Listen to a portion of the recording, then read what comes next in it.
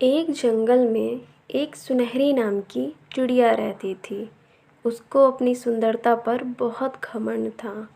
वो हर वक्त अपनी सुंदरता की तारीफ करती थी। मैं बहुत ही सुंदर हूँ। कोई है जो मेरे जितना सुंदर हो? इस पूरे संसार में मेरे जैसा सुंदर कोई नहीं है। तब सुनहरी की माँ बोलती है सुनहरी से, सुनहरी, अपनी सुंदरता पर इतना घमंड अच्छा नहीं। अब तुम्हारी उम्र शादी की हो गई है। अगर इसी तरह अपनी सुंदरता पर घमंड करोगी तो तुमसे शादी कौन करेगा? किसी चीज पर भी घमंड इतना अच्छा नहीं होता। संभल जाओ। मैं उसी से शादी करूंगी जो मेरे लायक होगा। अगर मैंने किसी अरे गहरे से शादी कर ली तो मेरी सुंदरता किस काम की? सुनहरी चिड़िया एक बार घूमने के लिए पहाड़ों में निकल पड़ती है। जब वो ऊंचे ऊंचे पहाड़ों को देखती है तभी वहाँ पर एक जादुई चिड़िया घायल होने का नाटक करके बोलती है, बेटी, मेरा पंख घायल हो चुका है। मैं नहीं उड़ पा रही हूँ। मेरा घर उस पहाड़ी पर है। क्या तुम मुझे वहां तक पहुंचा सकती हो? क्या तुम मेरी मदद कर सकती हो? नहीं नहीं, मैं तुम्हारी मदद नहीं कर सकती। अगर मैंने तुम्हारी मदद की तो मेरी सुंदरता खराब हो जाएगी। और उस पहाड़ी पे तो बहुत ही ज़्यादा मिट्टी है। मैं तुम्हारी मदद नहीं कर पाऊंगी। तुम्हें जाना है तो अपने बलबूते पर जाओ। तब चिड़िया अपने असली रूप में आकर ठीक हो जाती है और कहती है, सुनहरी, ये इलाका मेरा है और यहाँ मेरी मर्जी के बगैर कोई नहीं आ सकता है। मैं तो तुम्हारी परीक्षा ले रही थी। देखना चाहती थी कि तुम्हारा दिल कैसा है। लेकिन तुम तो एकदम पत्थर दिल निकली। तुम्हें बहुत घमंड है ना अपनी सुंदरता पर। जाओ, मैं तुम्हें श्राप देती हूँ। तुम एक सूरजमुखी के फूल में बदल जाओ। देखते ही देखते सुनहरी एक सूरजमुखी के फूल में बदल जाती है और जादुई चिड़िया उसे पहाड़ों पर रख आती है। समय बीतता है, वहाँ पर एक भानु चिड़ा आता है। वो चिड़िया घायल बनकर उससे वही सवाल करती है, बेटा, मेरे पंख में चोट लगा है। क्या तुम मुझे उस पहाड़ी तक छोड़ दोगे?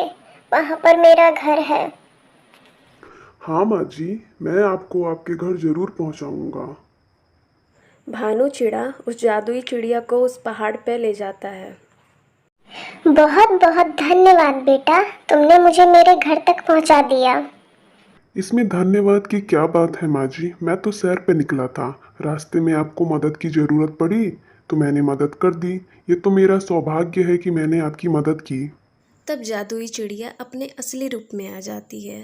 तब भानु चिड़ा कहता है, अरे आप तो बिल्कुल स्वस्थ हैं, बिल्कुल ठीक है। ये कैसे हुआ? जादुई चिड़िया बोलती है भानु से, भानु, ये मेरा इलाका है।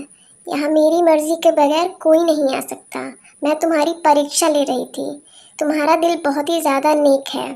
मैं तुम्हें ये सूरजमुखी का पौधा दे रही हूँ। मना मत करना। भानु चिड़ा उस सूरजमुखी के पौधे को ले आता है और उसकी जी जान से सेवा करता है। ये सूरजमुखी का पौधा बहुत ही सुंदर है। मैं इसे कभी नहीं छोड़ सकता। मेरा मन ही नहीं करता इससे दूर जाने को।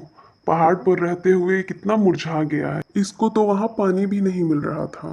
भानु चिड़ा जाता है और पास की नदी से उसके लिए पानी लाता है। और भानु चिड़ा जैसे ही सूरजमुखी के पेड़ में पानी डालता है, वो वैसे ही सुनहरी चिड़िया अपने रूप में आ जाती है और कहती है, भानु, मैं बहुत ही घमंडी थी। अपनी सुंदरता पे बहुत घमंड करती थी। मैं अपने आगे किसी को कुछ नहीं समझती थी। लेकिन तुमने मेरा बहुत ख्याल रखा। सुनहरी, तुम सूरजमुखी के पौधे में क्यों बदल गई थी? और अगर तुम सूरजमुखी का पौधा थी तो इस रूप में कैसे आ गई? भानु, मैंने अपनी सुंदरता की घमंड में आकर उस जादुई चिड़िया की मदद नहीं की, तो उस जादुई चिड़िया ने मुझे सूरजमुखी के पौधे में परिवर्तित कर दिया। अगर तुम सूरजमुखी का पौधा बन गई थी तो दोबारा अपने रूप में कैसे आ गई? मैंने उस जादुई चिड़िया से माफी मांगी। तब उस जादुई चिड़िया ने कहा, जो तुम्हें सच्चे मन से पानी देगा वही तुम्हारा उद्धार करेगा। और उसके छूने भर से ही तुम अपने रूप में दोबारा वापस आ जाओगी। और बिल्कुल वैसे ही हुआ जैसे तुमने मुझे छुआ और पानी दिया। मैं बिल्कुल अपने रूप में वापस आ गई। तुम्हारा बहुत बहुत धन्यवाद। ये कहकर सुनहरी चिड़िया अपने घर को जाने लगती है। तब वो भानु चिड़ा कहता है, सुनहरी, तुम सच में बहुत सुंदर हो और तुम्हें पाकर मेरे घर की शोभा बढ़ जाएगी। अब तो तुम में कोई घमंड भी नहीं है। तुमने अपना इतना साल सूरजमुखी के पौधे में बिता दिया, अब तो तुम्हें जीवन का मतलब पता ही चल गया है। हाँ भानु, तुम सही कह रहे हो। जब तक तुम नहीं आए तब तक मैंने बहुत परेशानियों का सामना किया। सुनहरी, अगर तुम हाँ कहो तो मैं तुमसे शादी करना चाहता हूँ। मैं तुम्हें पाकर धन्य हो जाऊंगा। तब सुनहरी चिड़िया बोलती है भानु से, भानु, मैं तो तुम्हें पहली नजर में ही पसंद करने लगी थी। तुमने तो मेरी इतनी सेवा की है।